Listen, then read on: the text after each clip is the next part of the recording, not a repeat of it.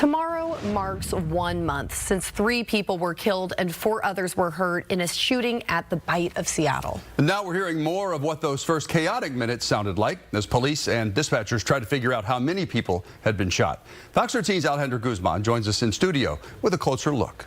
That's right. The calls for help are very difficult to hear. Fox 13 has made the decision not to share the 911 call from a victim. For many, what happened that evening will be very hard to forget. But with crowds set to take over Seattle Center again, the question now is, do people feel safe that it's safe to come back again? Thousands were at the Seattle Center enjoying the music and food at a summer staple, the Bight of Seattle. Shooting? Oh, Suddenly, plates dropped, shoes were left behind, even strollers and purses abandoned as loud bangs echoed through the crowd. As people ran for cover, Seattle police officers rushed in, trying to figure out what they were walking into. Hey there, we got a shooting at the Seattle Armory Center. They're saying multiple victims down. In those first few minutes, no one knew how many people had been shot or hurt. We're going to need as many aid units as possible, multiple down.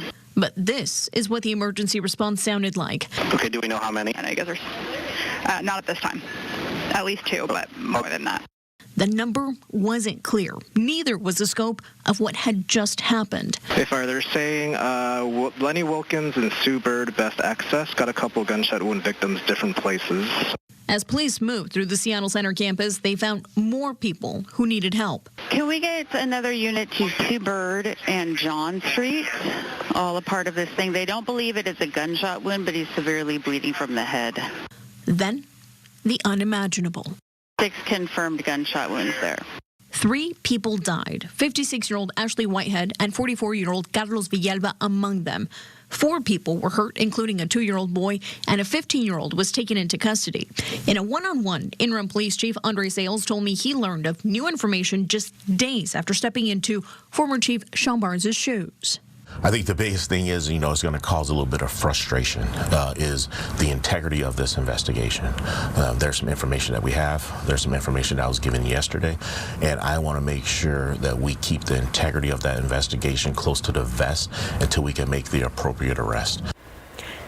Chief Sales did not have time for an update today, but the mayor's office tells Fox 13 in part, quote, "Our administration continues to work closely with the Seattle Police Department to ensure information about critical events reach the public. But the questions about safety are not going away.